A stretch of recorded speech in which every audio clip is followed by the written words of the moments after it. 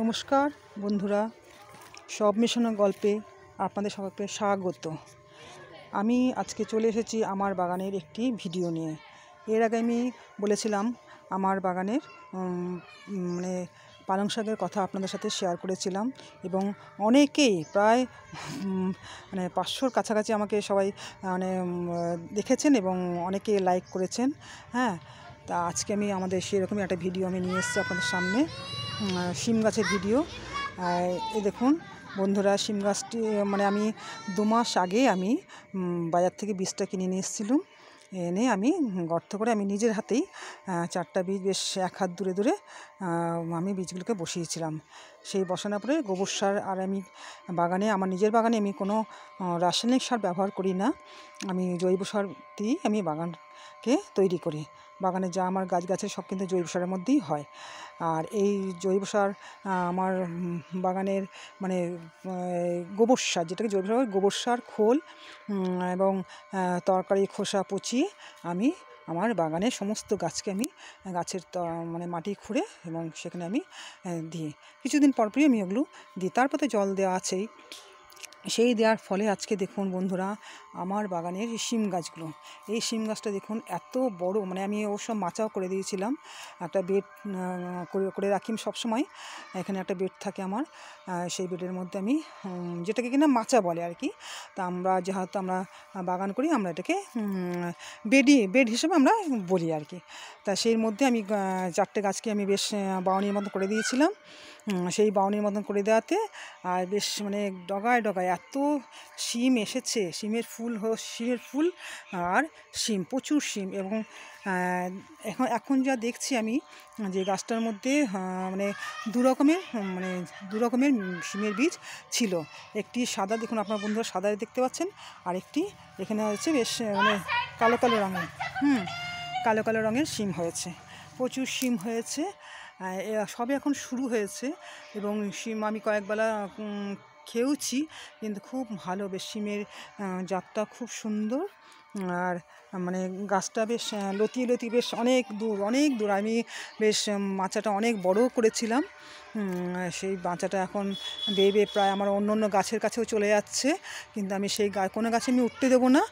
আমি ওই লতানো গাছ তো, ওটা অন্য গাছ, আশেপাশে যে গাছগুলো রয়েছে তাদের সব উপরে উঠে যাচ্ছে, আমি আবার টেনে তাদেরকে আমি এই মাচার মধ্যেই করে দিচ্ছি। কিন্তু এত আমি যেদিকেই হাত দিচ্ছি দেখি বেশ খুব শিম একদম ডগায় ডগায় শিম হয়েছে। এবং শুধু এই শিমের গাছের জন্য খুব যে আপনাদের যত্ন করতে হবে সেটা নয়, একটু কিছুদিন পরপরই ওদের একটা খাদ্য তো দরকার, সকলেরই একটা খাওয়ার একটা ব্যাপার থাকে। খাদ্য ছাড়া তো কেউ বাঁচতে পারে না। তা ওদের বিশেষ করে খাদ্য বলতে কি, এই ধরুন জৈব সার, গোবর সার, তারপরে আপনার জল, খোল, খোসা পচিয়ে দেওয়া, এইগুলো আমি কিছুদিন পরপরই আমি এগুলো করতাম। নির্দিষ্ট কোনো সময় ছিল না যে আমাকে এই তারিখের মধ্যেই করতে হবে, সেরকম কোনো ব্যাপার নয়। যখন আমি সময় পেতাম তখনই আমি এই গাছগুলোকে আমি খুব যত্ন করতাম। যেহেতু এখন এই সময়টাতে শীতের সময়, এখন শিমেরই তো সময়, এখন এই সময় শিম ধরার সময়। তা এই জন্য আমি এই শিম গাছটাকে বেশ কিছুদিন পরপরই আমি এই শিম গাছটাকে বেশ যত্ন করতাম। যত্ন করার ফলে আজকে আমি দেখছি যে সত্যি এত শিম হয়েছে যে কি বলবো। এমনকি নিচে পর্যন্ত দেখুন বন্ধুরা, নিচের পর্যন্ত একদম মাটির নিচ থেকে শুরু করে থোকে থোকে শিম হয়েছে, একদম থোকা থোকা শিম, ফুল আর এই যে দেখুন ভেতরেও হয়ে গেছে। এত সুন্দর শিম হয়েছে।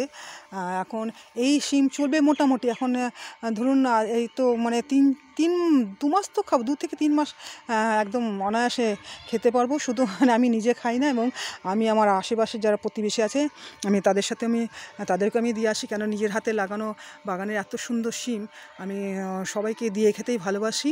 আমার খুব ভালো লাগে, নিজে বাগান করি নিজের হাতে। আমি কিন্তু কোনো রকম লোকজন আমি কিছুই রাখি না, নিজেই করি, নিজেই খুঁড়ি, নিজেই জল দিই। যখন সময় পাই বেশ অন্য আরও গাছ আমি বাগানে লাগানোর চেষ্টা করি, করে আমার বন্ধু যারা রয়েছেন তাদের সাথে আমি শেয়ার করি। আমার ভীষণ ভালো লাগে। দেখুন বন্ধুরা, আর শিম হচ্ছে এমনই একটা জিনিস, বেশ মানে সব তরকারিতে দিয়ে খাওয়া যায়। হ্যাঁ, আর যদিও বা এটা প্রতিদিন তো হয় না, যখনই আমরা মানে রান্না করি, কিন্তু বেশ আমরা যারা ঘরের গৃহিণী রয়েছি আমরা তো জানি যে হ্যাঁ শিম কোন পদের সাথে শিম হবে, রান্না করতে হবে, সেটা আমরা তো মানে যারা আমরা ঘরের গৃহিণী, যারা ঘরের গৃহবধূ, তারা তো আমরা খুব ভালো করেই জানি কীভাবে শিমের তরকারি রান্না করতে হয়। তা এই শিম যে গাছটা এখন মোটামুটি এটা এখন থাকবে, এইভাবেই থাকবে গাছটা, কিন্তু মানে কোনো রকমভাবে গাছটা কিছু হবে না, মানে হবে না বলতে শুকিয়ে যাবে না, এত রাত্রি শুকোবে না গাছটা। মোটামুটি 2 মাস, 2.5 মাস, 3 মাসের মতন থাকবে গাছটা।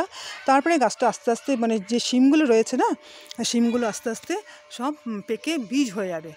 হ্যাঁ, বীজ হয়ে যাবে, এবং তখন আমি ওই বীজগুলো অবশ্য আবার কখনো তুলে রাখি, এবং ওগুলোকে বীজগুলোকে শুকিয়ে রাখার পরে এবং অন্য তরকারিতেও আমি সেই শিমটাকে রেখে আমি খাওয়ার চেষ্টা করি। অন্য তরকারিতে দিয়েও শিম খুব ভাল লাগে, বেশ শিমের বীজ দিয়ে তরকারি রান্না, এটা তো নিশ্চয়ই আপনারা সকলেই জানেন, খুব ভাল লাগে। তা এই শিম গাছের পরিচর্যা করে যখন আমি এখন যখন বন্ধুদের সাথে শেয়ার করছি, সত্যি আমার ভীষণ ভালো লাগছে যে একটা নিজের হাতে গাছ লাগিয়ে, ছোট্ট একটা শিশুর মতন আর কি।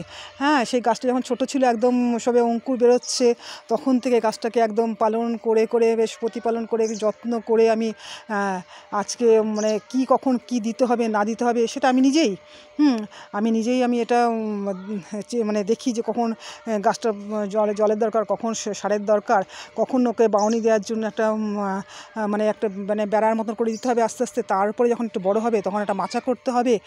এইরকমভাবে আমি গাছটাকে মানে পরিচর্যা করে আজকে আমার গাছ, শিমের গাছ মানে এত বড় হয়েছে, মানে ভীষণই ভালো লাগছে। মানে আমি যার জন্য আমি মানে আমার নিজের হাতে লাগানো গাছ আমি আপনাদের সাথে শেয়ার না করে আর পারলাম না। এই সবই এখন ফুল ধরা শুরু হয়েছে, প্লাস শিমও হচ্ছে। আমি কিন্তু তার মধ্যে প্রচুর শিম খাওয়া হয়ে গেছে। আমি নিজের হাতেই আমি বেশ নিয়ে আসি, বেশ মনে হয় তখন যে বোধহয় বাজার থেকে বোধহয় শিম আনা হয়েছে, এত ভালো লাগে তখন ব্যাগ নিয়ে যখন এই বাগানে আসি মানে শিম তোলার জন্য, তখন মানে খুব ভালো লাগে, মনে হয় কি নিজের হাতে বোধহয় মানে বাজার করে নিয়ে আসলাম এরকমটা মনে হয়, খুব ভাল লাগে। আর সবথেকে বড় কথা, এই শিমের মধ্যে আমার কোনো কেমিক্যাল কিছু মেশানো থাকে না, যে যার জন্য কি শিমটা খুব সুস্বাদু, মানে ভীষণ ভালো মানে খেতে লাগে শিমটা, যেহেতু এটার মধ্যে কোনো রকম কেমিক্যাল সার দেওয়া থাকে না। শুধুমাত্র আমি জৈব সার দিয়ে আমি আমার বাগানের সমস্ত গাছকেই আমি মানে লাগাই বা বড় করি। আমি খুব একটা কেমিক্যাল সার ব্যবহার করি না। এই হলো আমার মানে বাগানের শিম গাছের গল্প আপনাদের সাথে আমি শেয়ার করলাম। আমি অনেক দিনই ভাবছিলাম যে আপনাদের সাথে আমি আমার গাছের শিম গাছটা শেয়ার করব। কিছুদিন আগে আমি আমার পালং শাকও করেছিলাম শেয়ার, আপনারা তো নিশ্চয়ই দেখেছেন আমার পালং শাকটা, এবং অনেকেই মানে ভীষণ মানে আমাকে এত আগ্রহ মানে এতভাবে আমাকে লাইক দিয়েছেন, আমার ভীষণ ভালো লেগেছে। বন্ধুরা, আপনারা আমার সাথে থাকুন, আমার পাশে থাকুন, আমি চেষ্টা করব আপনাদের সাথে এরকম সুন্দর সুন্দর সব মেশানো গল্পে আমি সব রকম গল্প নিয়ে আসবো আপনাদের সামনে। আমাকে আপনারা অবশ্যই সাবস্ক্রাইব করবেন, লাইক এবং শেয়ার দেবেন। আমি আপনাদের সামনে আরও নতুন নতুন ধরনের ভিডিও নিয়ে আসবো।